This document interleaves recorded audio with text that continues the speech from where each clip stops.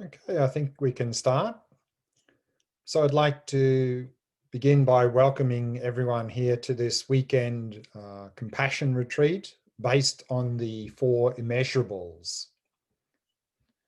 This weekend retreat is part of a series of 5 weekend retreats we're doing titled Mindfulness, Compassion and Wisdom are the 3 topic areas. So the 2 retreats that we've completed already are 2 shamatha retreats. So that's the practice of cultivating mindfulness, developing our attention skills. This one is the compassion retreat based on the 4 Immeasurables. And then following this, we have 2 further weekend retreats on the wisdom practice or vipassana practice. One based on the 3 marks of existence and one based on emptiness. And so we can see here in this slide how these 3 areas of practice fit together is that the foundation is the shamatha practice, is mindfulness, is to simply cultivate a calm, clear, focused mind. And on that basis, then we engage in the 2 main wings of practice of wisdom and compassion, here in Sanskrit called prajna upaya. And so these are the 2 main wings of practice that we are now looking at. The first one, this retreat, is the compassion wing. And then the following 2 retreats will look at the wisdom wing, often referred to as vipassana or in Pali, vipassana practice. And so when we do these practices, they are most effective if we do them in an integrated way. That if we only do one of these 3 areas of practice, it's a little bit limited in the progress that we can achieve. Whereas if we focus on all 3 areas, then they'll work together and we'll develop in each one of those 3 areas. And we'll speak more about that, how they work together a little bit later in this retreat and in the following retreats. So here in this compassion practice, and compassion we're just using as in a generic sense, the foundation of this practice are what's called the 4 Immeasurables, 4 qualities that we are cultivating, the qualities of loving kindness, compassion, empathetic joy, and equanimity. And together with this, today we're going to be looking at how to deal with anger and how to deal with attachment, because these 2 mental afflictions really create a lot of obstacles for our practice. And then particularly tomorrow, we're going to build on this foundation of the 4 Immeasurables into a practice called exchanging self with others, where we're going to really be looking at how to transform the selfish, self-centered attitude. And in particular, a very powerful meditation practice called Tong Len, or giving and taking. And in the last session tomorrow, we'll look at how we can integrate these various practices within the compassion wing into daily life. And so we have the following schedule. The session schedule is the same as in the last 2 retreats, 4 sessions each day. And so today we'll be first looking at loving kindness in this session. The second one related to that, then how to deal with attachment. And then after lunch, we'll be looking at compassion practice. And then in conjunction with that, in the last session today, how to deal with anger. And then tomorrow morning, the first session, the last 2 of the 4 Immeasurables, cultivating empathetic joy and equanimity. And then we'll build on that basis with the exchanging self with others practice. And in particular, then in the 3rd session tomorrow, this Tong Len, or giving and taking practice. And then the last session tomorrow, how to bring these various compassion practices into daily life. So from 9 a.m. till 4 p.m. Central European summertime, both days. Session structure, same as the last retreats. We'll begin each session with a guided meditation. Then we'll give a presentation on that particular topic for that session, another guided meditation, and then time for question answer at the end of the session. For question answer, you've got 2 choices. You can either type your questions in the chat box, and then Martina will read out your questions at the end of the session. Or if you prefer, when it's Q&A time, you can switch on your webcam and mic and ask the question directly. So you've got 2 choices there for asking questions.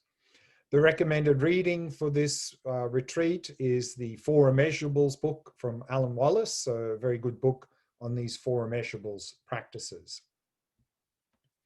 So that brings us to then the first session today, the session on loving kindness. And this session, like all sessions, will be an hour, 15 minutes long. So let's have a look at what we'll be covering in this session. We'll begin with a meditation on loving kindness, particularly focusing on ourselves first. Then we'll give a little overview of these four immeasurables. Before we look at the topic for this session, loving kindness, we'll have a look at what it is and then how we go about cultivating it. Then we'll look at the actual practice that we're going to do, the loving kindness practice. We'll do another meditation on loving kindness, some tips for the practice after the meditation, and then finishing the session with some time for question answer. So let's begin with a meditation on loving kindness. And as we've been doing in the past for these meditations, I'll switch off my webcam so not to distract you. So if you'd like to find a nice comfortable posture, let's begin the practice. And this practice of loving kindness we're doing now is really primarily focusing on ourselves as the foundation for then cultivating loving kindness towards others. And we can cultivate loving kindness toward ourselves by reflecting on 4 questions or 4 points. So let's do that practice now. And as per the previous retreats, the meditation sessions will be 15 minutes in duration.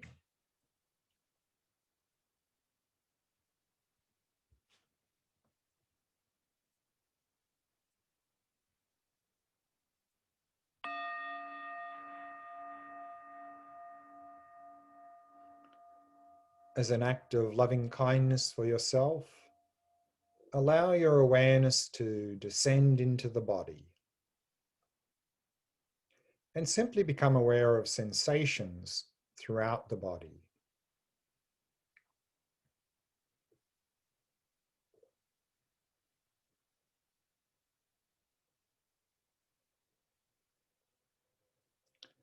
And if you notice any areas of tightness or tension in any part of the body, then use the out breath to relax and release that tightness or tension.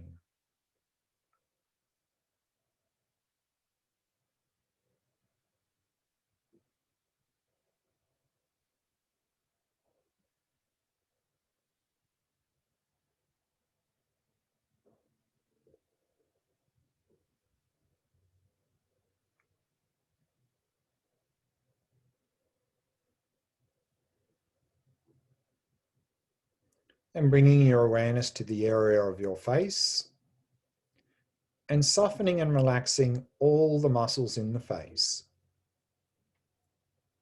The mouth and jaw, soft and relaxed. And all the muscles around the eyes, soft and relaxed.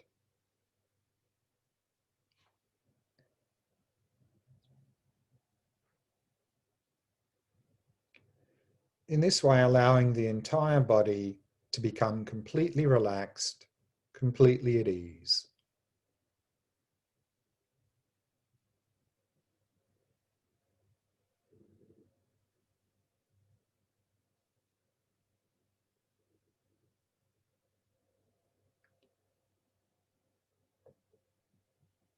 And relaxing more deeply with each out-breath.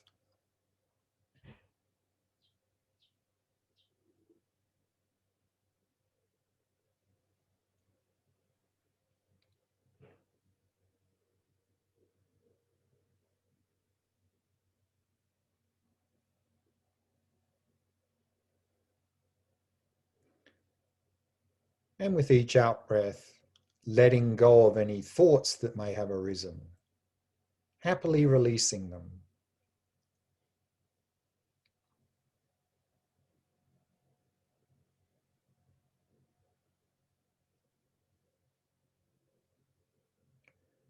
And simply allowing the mind to come to rest in the present moment.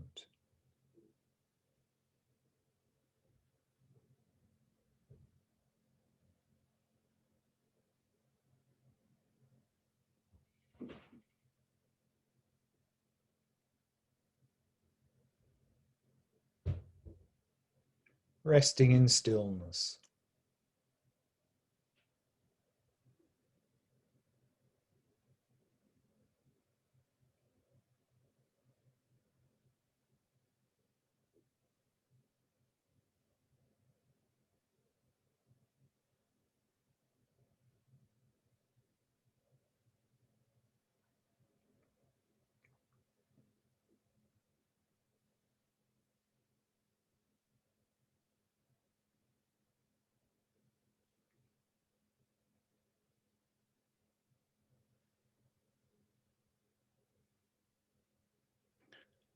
So let's now go into the actual meditation on loving kindness.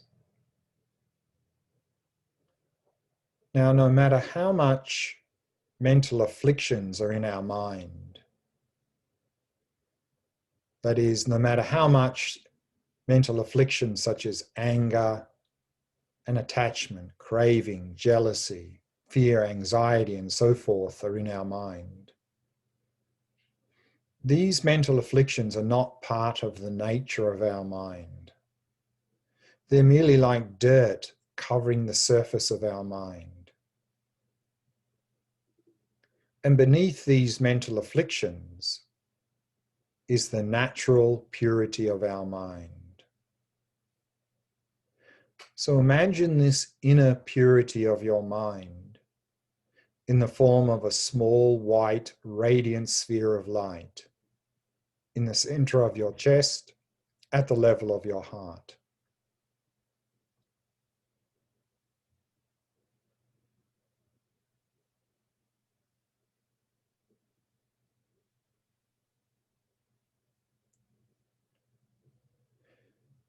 And we can begin to cultivate loving kindness for ourselves by reflecting on 4 points.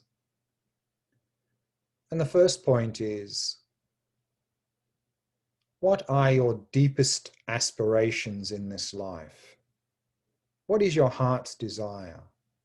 What would you really like to achieve in this life?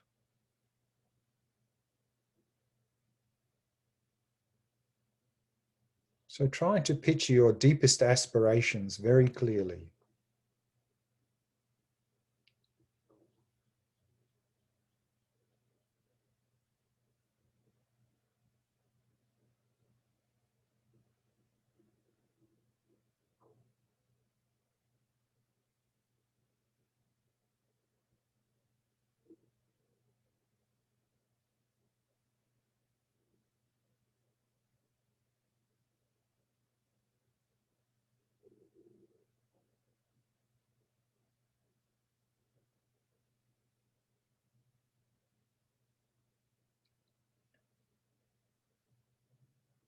And then arouse the thought, may I realize my deepest aspirations.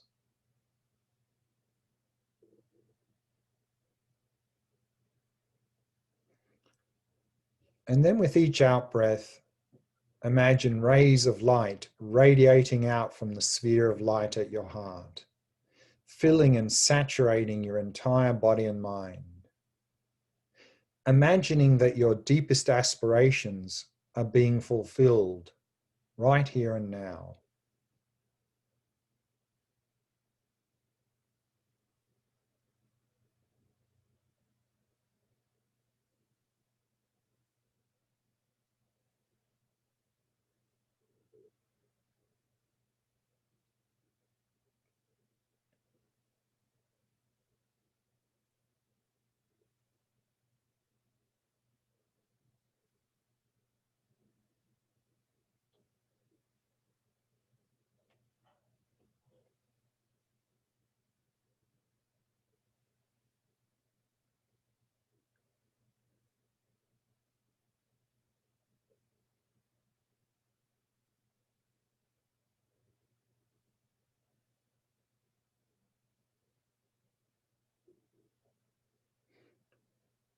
Now, in order to help you fulfill your aspirations, what kinds of material assistance would you like to receive from the world around you?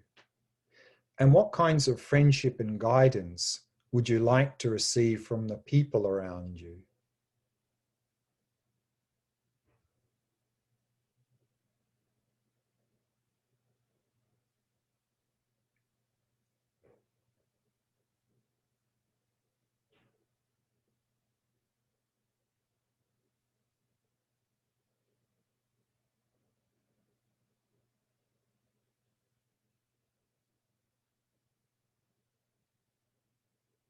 And then arouse the thought, may I receive everything that I need to help me realize my deepest aspirations.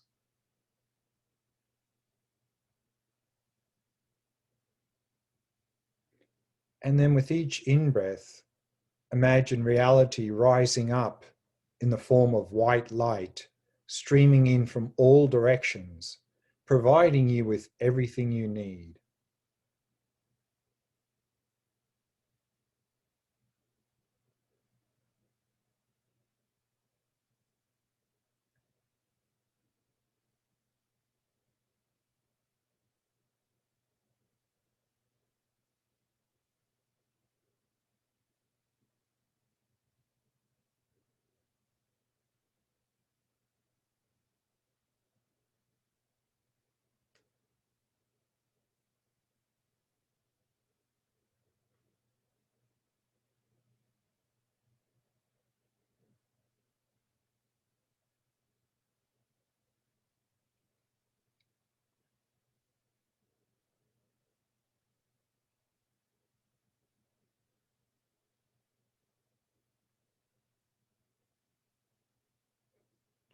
Now, the help that we receive from the world around us is not enough for us to realize the genuine happiness that we seek. For this, inner transformation is essential. So the third point is, how would you like to transform and evolve as a person? Which faults would you like to be free of? Which qualities would you like to possess?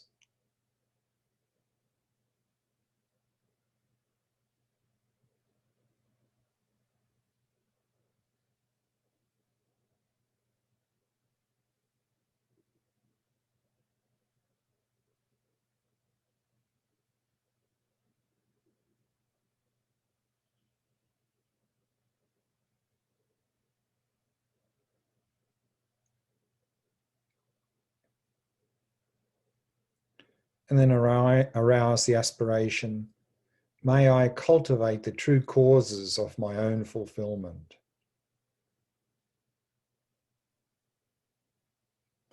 And then with each outbreath, imagine the white light of loving kindness radiating out from your heart, filling your body and mind, imagining that you're actually becoming that person with those qualities and free of those faults right here and now.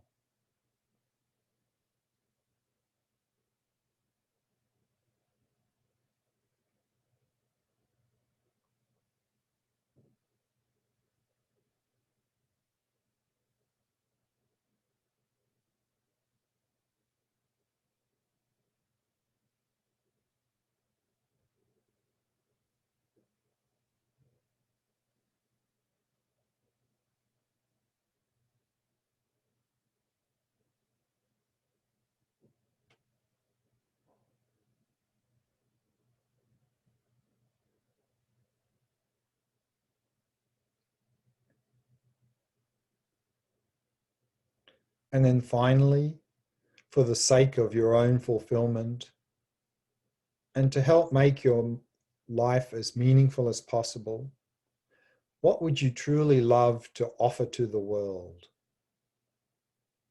using your own unique talents?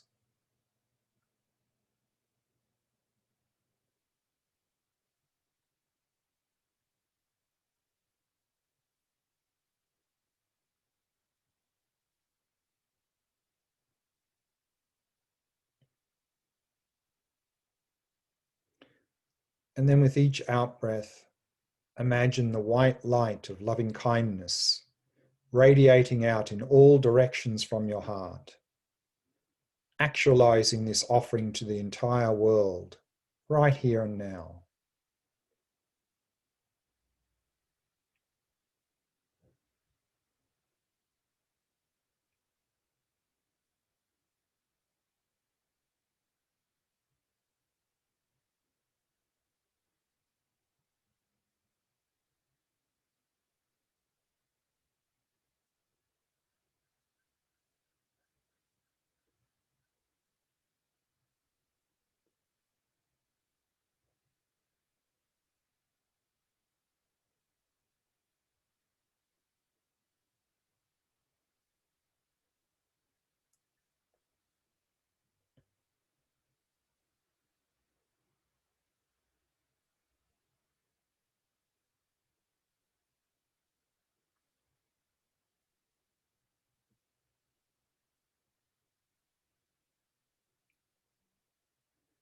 And then releasing all appearances, simply allowing the mind to come to rest, resting in that inner purity of the mind, which is in the nature of loving kindness.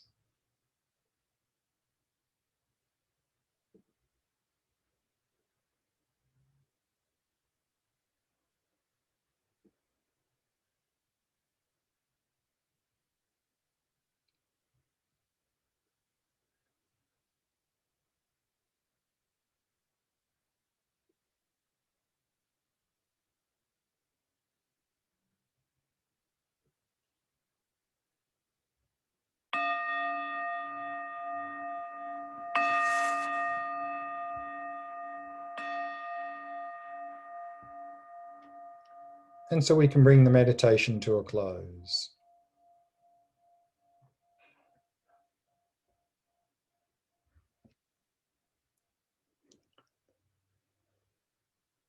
Let's begin with a short overview of the four immeasurables and see where they fit into the bigger picture.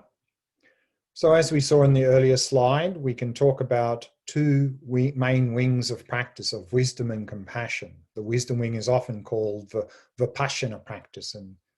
And so here we have sort of two main groups of Buddhist traditions. What's called the Theravada Buddhist traditions and the Mahayana Buddhist traditions. The Theravada Buddhist traditions are the ones based on the original scriptures written in Pali language, and the Mahayana original scriptures written in the Sanskrit language. And really the Theravada form the foundation of all Buddhist practice. And so in the wisdom wing of practice, at the foundation level, we can talk about these three marks of existence. And in the Mahayana Buddhist traditions, they build on that in terms of what's called the wisdom of emptiness. And so they are the two retreats that we'll be looking at in the two following retreats. The first, we'll look at the Vipassana practice of three marks of existence, and then the last retreat in this 5-part series, the wisdom of emptiness, Vipassana practice. Here in the compassion wing of practice, the foundation for compassion wing of practice are these four immeasurables. And then in the Mahayana Buddhist traditions, they build on those four immeasurables into what's called bodhicitta. And so we'll be mainly focusing on these four immeasurables in this retreat, plus this exchanging self with others, which is really sort of the foundation for the bodhicitta. So here we see these four immeasurables listed. And these are four qualities that we are cultivating towards immeasurable sentient beings, meaning all living beings. Loving kindness in Sanskrit is Maitri, in Pali Metta. And here we have a 4-line verse that's very common, particularly in Tibetan Buddhism, when we are reflecting on these four qualities. Loving kindness is, may all living beings have happiness in its causes. Compassion, which is karuna in both Sanskrit and Pali, is, may they be free of suffering in its causes. Empathetic joy is mudita in Sanskrit and Pali, and that is, may they never be separated from the happiness that is free from suffering. So focusing on the positive aspects of ourselves and others. And then finally, equanimity in Sanskrit, upeksha, in Pali, upekkha. And here it says, may they abide in equanimity, free of attachment and aversion to those near and far. So equanimity, this sort of impartial, unbiased attitude towards others. And so these are the four qualities that we are going to be looking at and cultivating as the foundation of the compassion wing of practice. So let's begin with loving kindness in this session. And we'll begin with a quote, a very well-known quote from great Indian Buddhist master Shantideva from the 8th century. He says, "Those desiring to escape from suffering hasten right toward their own misery. And with the very desire for happiness, out of delusion, they destroy their own well-being as if it were the enemy." And we'll come back to that quote shortly. So loving kindness, again in Sanskrit, is Maitri, in Pali, Metta. And loving kindness is defined as the wish or aspiration for ourselves and others to have happiness in its causes. So what we see here is that loving kindness is not an emotion. So therefore, it's better to translate Maitri and Metta as loving kindness rather than as love, as is sometimes done. Because love, definitely for us, is an emotion and often implies some sort of intimate behavior. Whereas here, Maitri and Metta is not an emotion, it's an aspiration or a wish. So we need to keep this in mind when we hear about love or loving kindness. It's this aspirational wish for ourselves and others to have happiness and its causes. Now, we already have a desire for happiness, but however, our desire for happiness is often misdirected, as we see in this quote from Shantideva. He says, and with the very desire for happiness, out of delusion, they destroy their own well-being as if it were the enemy. So in our pursuit of happiness, because it's often misdirected, not only don't we find happiness, we often induce a lot of unnecessary suffering on ourselves and those around us. So therefore, if we want to really cultivate loving kindness, we need to know three things. We need to know what is happiness, what are the causes of happiness, and how do we cultivate those causes? Because if we don't know those three things, then loving kindness is simply words with no meaning. And as Shantideva said, then probably out of delusion, we will destroy our own well-being as if it were our enemy. So let's have a look at those three things. First, what is happiness? Here we can talk about two types of happiness. Firstly, what's called temporal happiness, which is simply another name for our pleasurable experiences. So this is a stimulus-based happiness, meaning that we receive some sort of stimulus and then we have a pleasant experience because of that stimulus. Therefore, it's called conditioned happiness, meaning we need certain conditions to come together for us to have these pleasant experiences. And therefore, by its nature, this type of happiness is transient because when the stimulus finishes, the happiness experience finishes. It's unsustainable because those pleasant stimuluses never last. It's unreliable, meaning with no pleasant stimulus, no pleasant experience. We can't just click our fingers and have a pleasant experience whenever we want one. And if we look closely at our pleasant experiences, we'll come to really appreciate and see they're not really even in the nature of happiness. Because if our pleasant experiences were in the nature of happiness, it would mean that the more we engaged in them, the more happy we should become. But we know from our own experience that if we continually engage in pleasant experiences, particularly if we overindulge in them, not only don't they make us more happy, they often induce a lot of unnecessary suffering. A classic example, eating too much of our favorite dessert or spending too long out in the nice warm sunshine. So we can understand these pleasant experiences are simply relative experiences. And so this type of happiness is really all about what we can get from the world. Whereas genuine happiness, in other words, a state of inner well-being, is a type of happiness whereby we can be in the state of inner well-being regardless of what is going on around us. So it's not stimulus-based happiness. Therefore, it's called unconditioned happiness. And so therefore, by its nature, this type of happiness is stable, it's sustainable, it's reliable, and it is in the nature of happiness. And this type of happiness is more about what we can bring to the world rather than what we can get from the world. So here in the context of loving kindness, we're mainly focusing on the second one, the state of inner well-being. Now, we tend to conflate the two. We tend to mistake pleasure for genuine happiness because we tend to equate pleasure with genuine happiness. Therefore, we end up with craving and attachment towards pleasurable experiences because we're trying to hold on to them and make them last, trying to help see if they can really fulfill us. And so what comes with that craving and attachment to pleasant experiences is often a lot of worrying and anxiety about not getting it, not getting enough of it, or potentially losing it. And then also often a lot of frustration when we don't get it, overindulging when we do get it, and then often a lot of unnecessary suffering. And then often comes dissatisfaction and disappointment when things don't live up to our expectations. And then because we're never really satisfied, we end up craving for more because we think we just didn't get enough of it. So it's a sort of ends up with more craving. And then we actually end up stopping enjoying things because of that craving and attachment. And we know this well from our own experience. If there's something which we enjoy, but we get it too often, it doesn't take too many times of getting that thing where after a while our attachment says, sorry, that's not good enough anymore. That's boring. I need something bigger, better, and different. So therefore we actually end up losing out on enjoying the things we used to.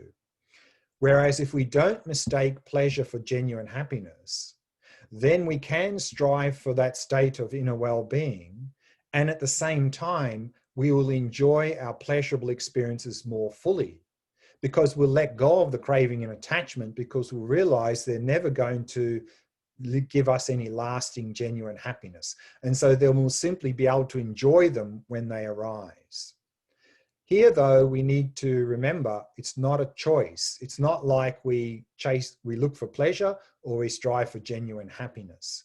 And sometimes people mistakenly think that when they enter into some sort of more spiritual path, that sometimes they mistakenly think that if I'm wanting to look for genuine happiness, inner well-being, somehow it's bad or wrong to enjoy pleasurable experiences. That's a misconception. So it's not a matter of if we get pleasure or not, it's our attitude towards pleasurable experiences. So what we are to let go of is simply craving and attachment to pleasurable experiences. And then we can not only enjoy those pleasurable experiences more, then we can really strive for that genuine happiness, that inner well-being. But what is the causes of genuine happiness or inner well-being? And here we have a quote from the Buddha who says, find out what really constitutes true well-being, and based on this understanding, pursue it. So what are the causes of happiness? Again, here in the Theravada Buddhist traditions, the presentation presented here is the Noble Eightfold Path. There are 8 practices, 8 things we are to do to strive for this genuine happiness, this inner well-being. Whereas in the Mahayana traditions, based on the Sanskrit texts, the standard presentation here is one of the 6 perfections. Now, when we look at both of those, Eightfold Path and 6 perfections, we can condense both of those down into the same 3 core areas of practice, called the 3 higher trainings of ethics, in Sanskrit Shila, concentration, in Sanskrit that is Samadhi, and the wisdom practice, in Sanskrit Prajna. This concentration practice in the Theravada traditions is often called jhana practice, and in the Mahayana traditions, shamatha practice.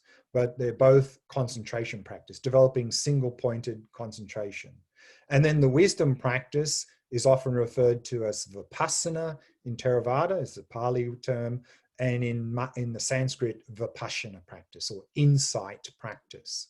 So these are the 3 higher trainings. And so here we see in this slide how the Noble Eightfold Path and the 6 perfections we can condense down to these same 3 core areas of practice.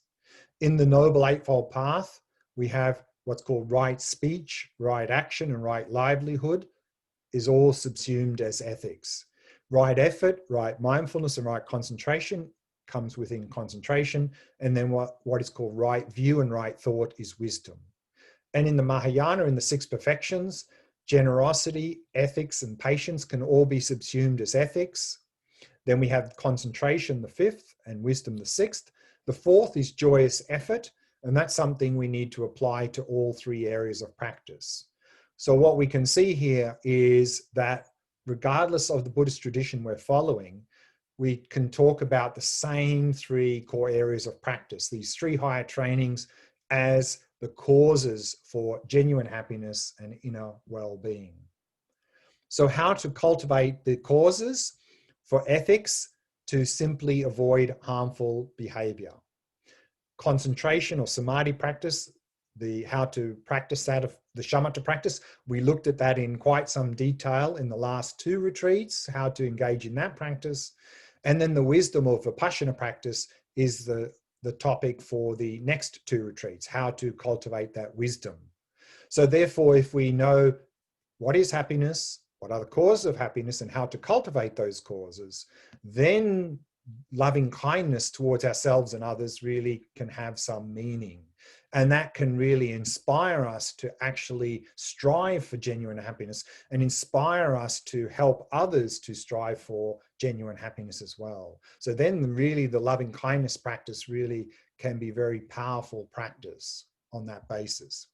Now, in terms of cultivating loving kindness, the texts recommend that we cultivate these in 4 stages. So generally it said first we cultivate it towards friends because it's most easy. Once we're comfortable there, we can expand out to the so-called strangers, people we don't know very well. Once we're comfortable there, we can start to expand it out to the so-called enemies, the difficult people, and then eventually expand it out to all living beings. And this is immeasurable loving kindness, the wish or aspiration for all living beings to have happiness in its causes. Here, though, in the modern world, I think we need to add another step in the process right at the beginning, and that is to first cultivate loving kindness toward ourselves. This wasn't really emphasized in the original text because I think historically people tended to feel a lot better about themselves than we tend to do in the modern world. In fact, in the modern world, we often suffer from a lot of low self-esteem and even self-hatred. So if we're not really feeling very good about ourselves and kind toward ourselves, then we're not going to be able to cultivate loving kindness to expand that out to others. So that's where we need to begin in this practice. And so that's what we're going to do in the meditation now, is we are going to go through these stages, first ourself, then to friends, then to strangers, and then to the difficult people. We'll move through these stages. And here we have the steps that we're going to go through. I won't mention these steps in detail now because they're self-explanatory. I've just put this slide here so that later, if you want to know the steps that we've gone through in a very clear way, you can refer back to the slide here and remember the steps that you go through in this loving kindness practice. So if you'd like to find a nice, comfortable posture, let's begin the practice now.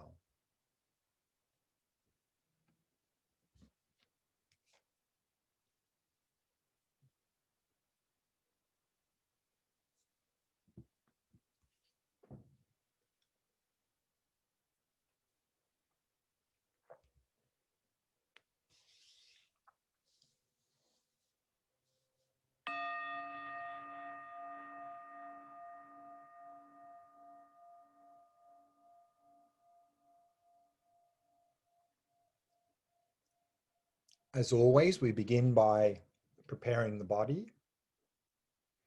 So setting up a good posture, keeping the back straight, and allowing the entire body to become completely relaxed, completely at ease.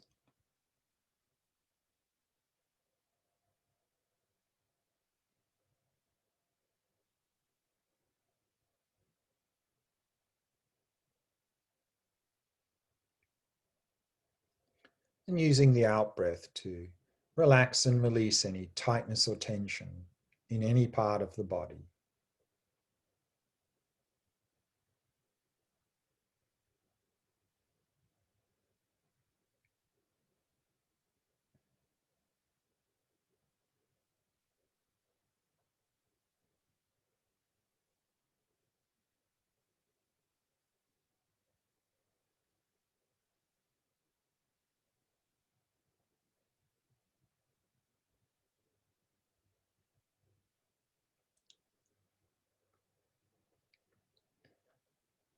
Allowing the breathing to flow naturally and effortlessly.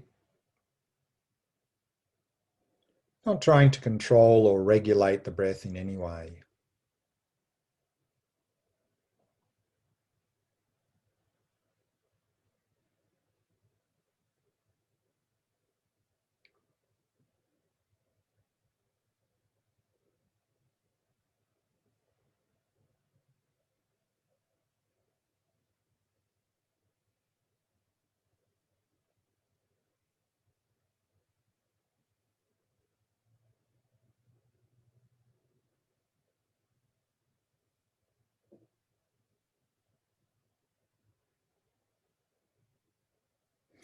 and preparing the mind, setting it into a state of ease and relaxation.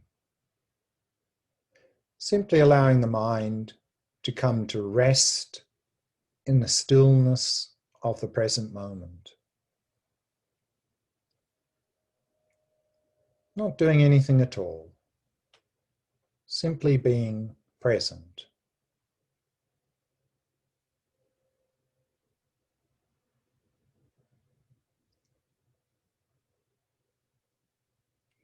Resting in that stillness.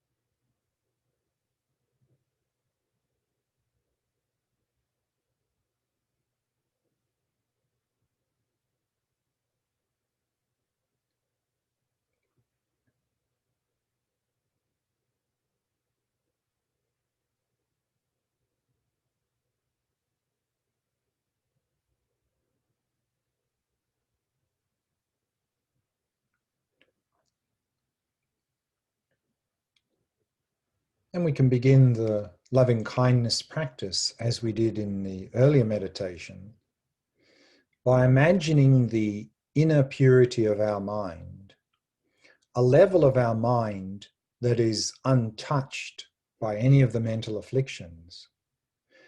To imagine this inner purity of your mind in the form of a small, white, radiant sphere of light in the center of your chest at the level of your heart.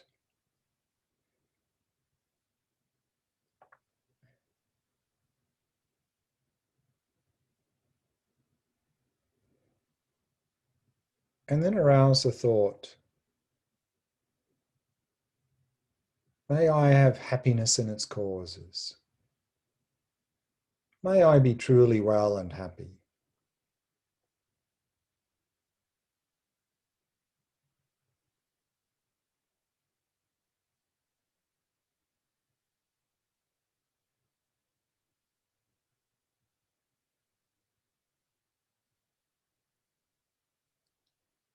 And then with each out-breath, imagine rays of light radiating out from the sphere of light at your heart, filling your body and mind, imagining that it transforms into everything you need to be happy. So with each out-breath, breathe out the light of loving kindness, sending to yourself whatever you need to be happy in the short term and the long term.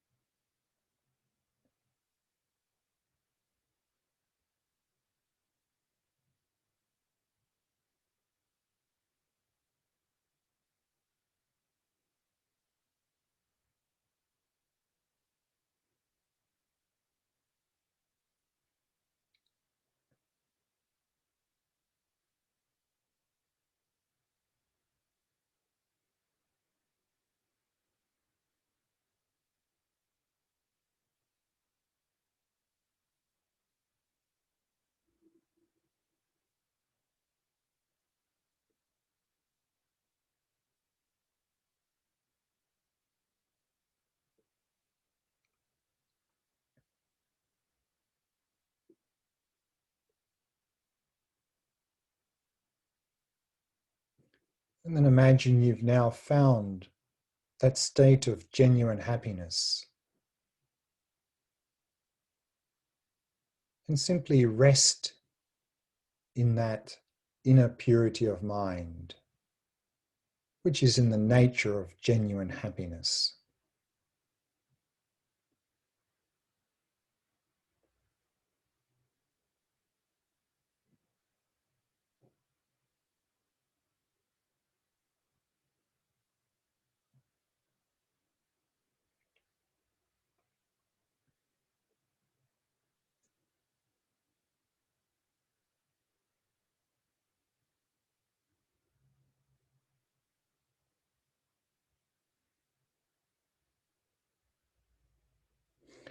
And just as you wish to be happy, so does everyone else. So next, bring to mind someone close to you, a loved one, and imagine them very clearly in front of you.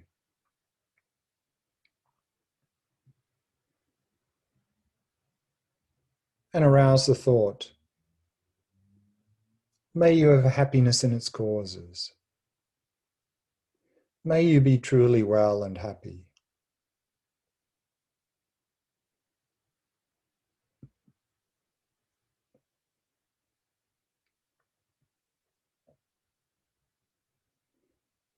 And then with each out breath, imagine rays of light radiating out from your heart, filling their body and mind, and transforming into everything they need to be happy. So with each out breath, breathe out the light of loving kindness, sending to them whatever they need to be happy in the short term and the long term.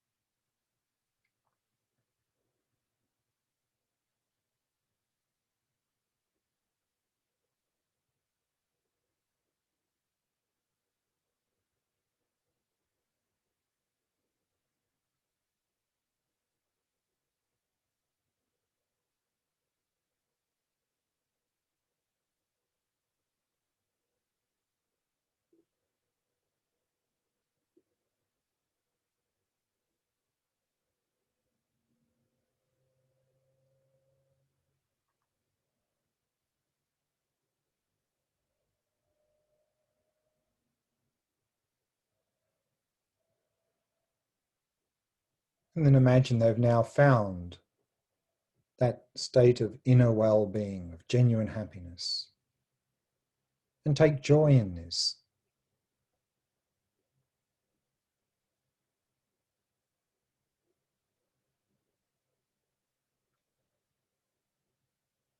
And then next bring to mind someone who you know well, but is neither a friend nor someone who you dislike. And imagine them very clearly in front of you.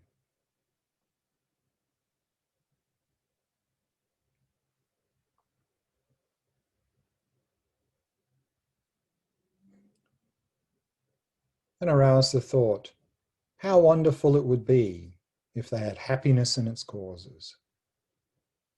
May you be truly well and happy.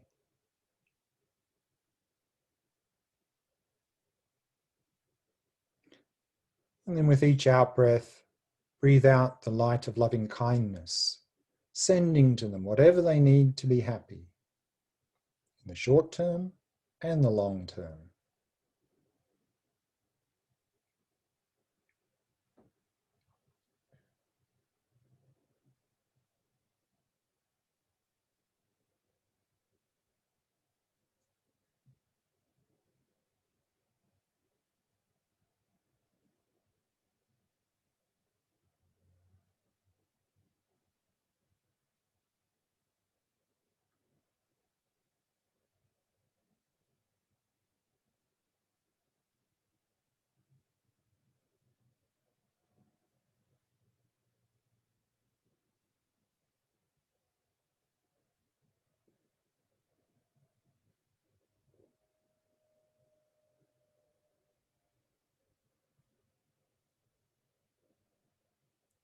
And now imagine they've found that state of inner well-being, genuine happiness, and take delight in this.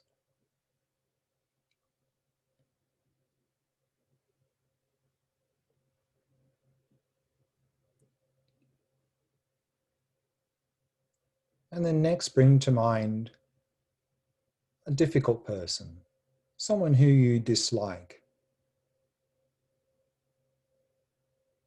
And again, imagine them very clearly in front of you.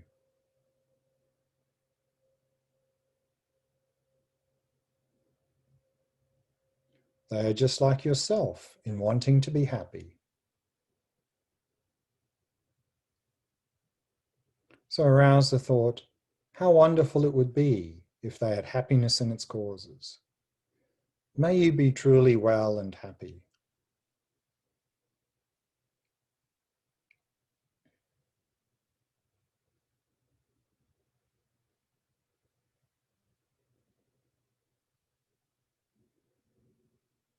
And with each out breath, breathe out the light of loving kindness, sending to them whatever they need to be happy.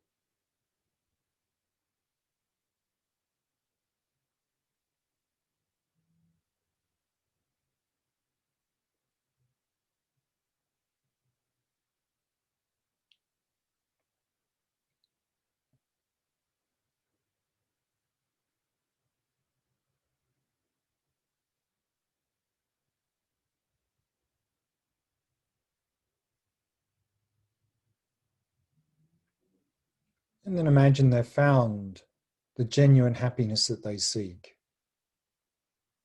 And take delight in this.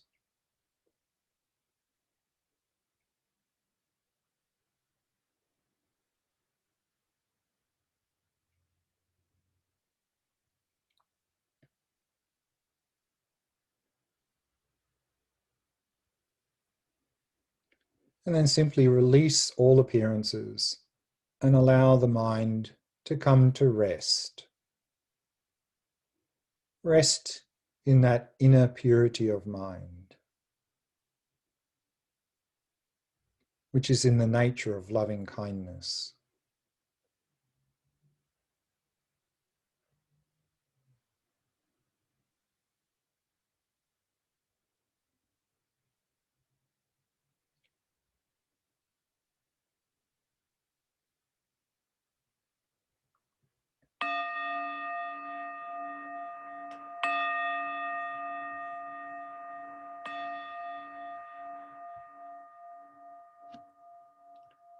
And we can bring the meditation to a close.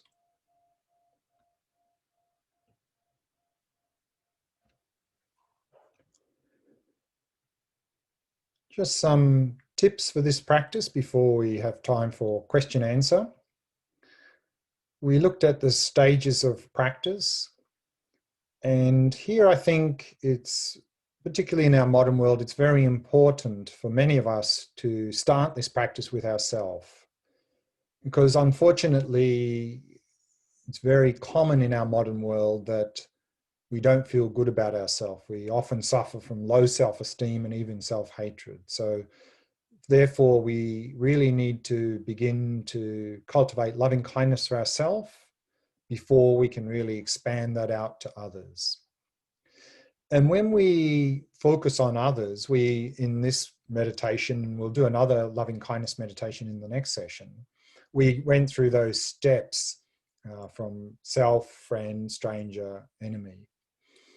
But also when we go through this loving kindness, we can not only focus on individuals, but once we get more familiar with this practice, we can also focus on groups of people at one time. And we may do that a little bit actually in the next meditation. And then some of you maybe found it quite difficult to cultivate it for the so-called enemy, for difficult people, even to the point where often, not only do we have quite often a lot of resistance to trying to do this for people we don't like, but often we even have this sort of feeling that they don't really deserve it because they're such a bad person. But actually, there's something I want to talk about in the session, the fourth session today, called cognitive fusion, which is what really makes it so difficult for us to cultivate loving kindness and also compassion for difficult people. And we'll address that in the fourth session today. And I think you'll find it might be quite helpful in terms of then being able to more easily cultivate loving kindness and compassion for difficult people. And then sometimes this meditation we're doing with quite some visualization, we're visualizing this inner purity of the mind at the heart, we're visualizing light going out, we're visualizing the person in front of us and so forth. And sometimes with these sorts of practices where there's visualization, and the reason we bring in visualization is that often visualization can really make things very powerful, particularly if we're symbolizing things in a certain way, like the loving kindness symbolized by the white light and so forth. But sometimes people find visualization very difficult. But here, remember, in these sorts of practices where we're bringing in visualization, visualization is not the most important part of the practice. The most important part of the practice is the actual cultivating of loving kindness. The visualization is simply something we're adding in to help us to can make it supercharge or make it more powerful, to make it more easily to cultivate that loving kindness. So if you find that the light is not so clear, the person's not so clear, that's fine. The most important thing is that aspiration, is to really develop that heartfelt aspiration. May you have happiness and causes. May you be truly well and happy. So if you find visualizations not very helpful, you find it difficult, then an alternative approach, instead of adding the visualization, is just repeating that mental aspiration with someone in mind. May you have happiness and causes. May you be truly well and happy. That is really the key to this practice. And you'll find that as we get deeper into the practice, probably the visualization will get more clear anyway. And that maybe will help to get go deeper into the practice and make it more powerful. Now, this practice, there can be a number of obstacles to cultivating loving kindness, and we've mentioned two here. In fact, we'll be mentioning, for each of these four immeasurables, we'll be mentioning what's called a near enemy and a far enemy. The far enemy is something that is diametrically opposite to that quality. So here we see the far enemy of loving kindness. And remember, loving kindness is the wish for others, ourselves and others, to have happiness and its causes. What's diametrically opposite of that is ill will, the wish for them to have suffering and to be harmed, actually. So that is very obvious. It's what's directly opposite to that quality. And so we'll be addressing that a little bit, this ill will, in terms of dealing with anger in session 4, because here in the Buddhist context, anger is really inbuilt in the word anger is this intention to harm. And so we'll be looking at how to deal with anger in session 4. That will help to deal with the far enemy for loving kindness. But then each of these four immeasurables also has what's called a near enemy. A near enemy is something that's not so obvious, that's usually mixed in with the quality, and it sometimes seems to be that quality, but actually it is contaminating and undermining that quality. And the near enemy to loving kindness is attachment. And so we'll be looking in the next session how to deal with attachment, because attachment seems like it could be loving kindness, because attachment is we're very closely connected to that person, but in a very unhealthy way. And so it's very important with each of these four immeasurables to identify that near enemy, to distinguish it, and then to eliminate it. Otherwise, the quality we're trying to cultivate, in this case, loving kindness, really just gets corrupted and polluted by attachment. And then we're not really cultivating it in any genuine, sincere way. So that's some obstacles to loving kindness, and we'll be looking at those two obstacles in the next session and in the last session today. So now we have some time for question answer. So you can either write in the chat, or if you prefer, if you have any questions, you can just switch on your webcam and your mic and ask away.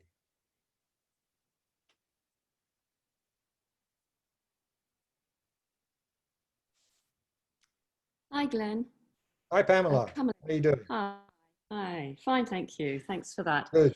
Um, I wanted to ask, when it comes to sending loving kindness to others and what they need to be happy, it may often be that you know that what they want to be happy might be in the nature of conditioned happiness. Right. And for them to be truly happy, they'd have to transform themselves in a way that I'm trying to do. And I just sort of feel uncomfortable at wishing that for someone else and second guessing what they feel they need. Mm-hmm. Yeah, good question. A couple of points here. First is, again, where it's not a choice. It's not like we forget about pleasure and we only go for genuine happiness, because actually we need good conditions to be able to strive for genuine happiness.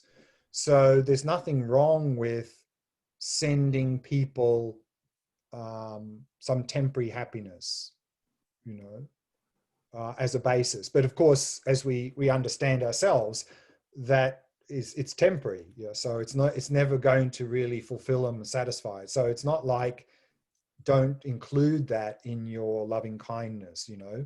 Send people things that's why I said send people what they need in the short term and the long term. So in the short term, they may need some food and shelter and some good friends and things to help them to have a basis. And then the long term is they really, if we can help them in some way to help them to develop that more genuine happiness, that inner well-being, to help them to move towards that. And of course, even with both of those cases, we use our wisdom to try to determine what would be helpful for them. Or if we're not sure, we can simply go, whatever they need, may they have whatever they need. You know, if we're not sure what they need, maybe we don't know them very well, we just say, well, whatever they need to move towards a better happiness, may they have that. So that way, we can be in a more general way. Yeah. Yeah. Thanks. Yeah, that's helpful. Thank you. Sure. Okay. Thanks, Pamela. Roz. Hi, Glenn. Lovely to Hi. see you.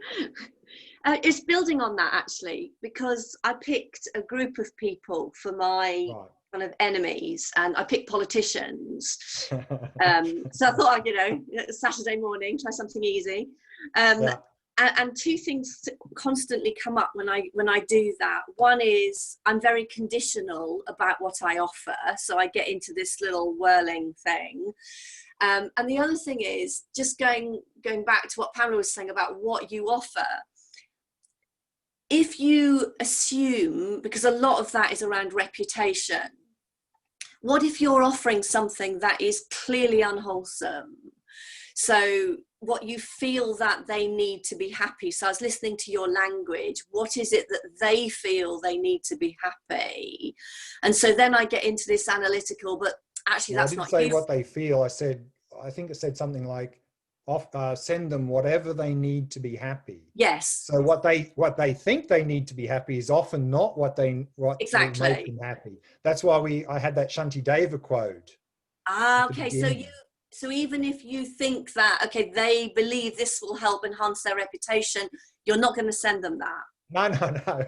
We're not I going mean, to I send don't. them something that will increase their mental afflictions and their ego and so forth. That's not going to be very helpful. No, I think it was So the language. Okay, yeah, that's fine. That makes yeah, sense. no. I mean, again, even for ourselves, you know, that's what the classic Shanti Deva quote is that we think we know what makes us happy, but often it just turns into misery. So here, what we're sending, that's why it's important for us to use wisdom to send things that are going to be helpful for them, to reduce their mental afflictions, to find that inner well-being, and so forth. So one small addition then. So what I find then is I get into more discussion, so it becomes a thinking meditation to stop myself going into that. So any tips on how to manage that? Yeah, again, what we can do is we can just simply go, whatever is going to help them to move towards being a better person and towards genuine happiness, may they have that. Okay. Okay. Yeah. Thank you. Helpful. Yeah, sure. Maybe I should try something easier. Well, that's why we're doing it in stages. We start friend, stranger. We don't go to the most difficult person to begin with. Yes, there's a lesson for me there, isn't there? Thank you. That's why the texts recommend to do it in stages, so that otherwise we just get overwhelmed and react and so forth. Okay. Thank you. Sure. We've still got time. I don't know if there's any chat questions. I haven't seen any chat come up. What, Judy? There hasn't been any chat questions, but I saw Thomas unmuting himself earlier, so I think Judy's put a hand up, and then maybe Thomas can go after. Great. Hi, Glenn. Hi. Yes, so related to the two previous questions, I find that in order for me to have my happiness in the pleasure realm, I can't give what I can't. It runs contrary to the enemy's desires. So, and like I have this head debate of I'm being selfish with what they want and what they need because it runs contrary to me. But not quite sure I understand the question. question. The attachment thing. It's like in order for them to get what they want. Right, but hang on. What they want is often not what they need. But I don't know. I don't have the wisdom. Right. So therefore, as in the previous question, what we can do is if it's not obvious, for some people it's obvious, may you cultivate patience, may you cultivate generosity, if we see they're lacking in those qualities, then sometimes it's obvious. If it's not obvious, you can just say, well, may they receive whatever they need to become a better person and to find that inner well-being. May they have that. May they have that, whatever that be. But if sometimes it can be very helpful to be specific, like if we see if someone's got a lot of anger issues, we may send them, may they cultivate this quality of patience, or generosity or kindness. May they cultivate these qualities. May they have these qualities. Okay. So that can be quite helpful as well. But if you're not sure, get out of the dirty fighting thing of like you want this specific thing. Be like a little bit more noble about it. And part of that thing, and this is going to come up in session 4 a little bit, is often with this, we need to be careful that we're not having like the perspective of what I, often we interact with others, we want to make them in a way that suits us. So here we don't want to do that, We don't want to say, well, may you be like this, because that's going to be better for me. So we want to leave the me out of the equation and just give them whatever is best for them in terms of becoming a better person, in terms of cultivating that well-being, that inner well-being. Yeah. Thank you. Okay. Then I think it was Thomas, was it? No questions from Thomas. Oh, okay. Any chat questions? There's Ulrich asking for a question next, so I'm going to unmute him. Okay. Ulrich, you're on. Just a second. Hello. Hi, Ulrich. Let's hit my camera. Hi, Glenn. I have a question because you initially you said that loving kindness is not an emotion, it's an aspiration. So but how do you, there must be some, I feel like there must be some kind of connection between loving kindness and emotions, because otherwise the aspiration for someone to be happy will just be words in your head. So where's the connection where you actually feel that this is something that you want them to be? Yeah, so that's a very good question. And this is actually interesting in like Buddhist psychology. Actually, I think in Tibetan, there's no word for emotion.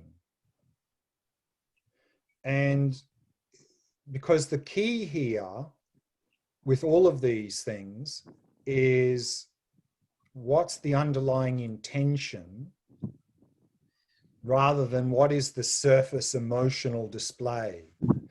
Because we can have all sorts of surface emotional display, but what's driving that? That's the key. So if we can get the aspiration, the intention healthy here, the intention or the wish for them to have happiness and its causes, if we can cultivate that, then the whatever, how that manifests in whatever emotions will be healthy. And so the emotional manifestation is not the key. The key is what's driving that. Because that's the thing, is that's what we're going to look at in the next session between loving kindness and attachment. Often the emotional display looks very similar because we're paying a lot of interest to that person. Yeah. And that's why at the surface emotional level, they seem very similar, because we're really, having all this emotional connectedness to the person. But one is very healthy and one is completely unhealthy. What's driving underneath? The underneath driving, the healthy one, is the aspiration for them to have happiness and causes. Whereas underlying the similar emotional display, if it's attachment driving it, then it's all about me, me, me, me. And it's not even addressing the other person.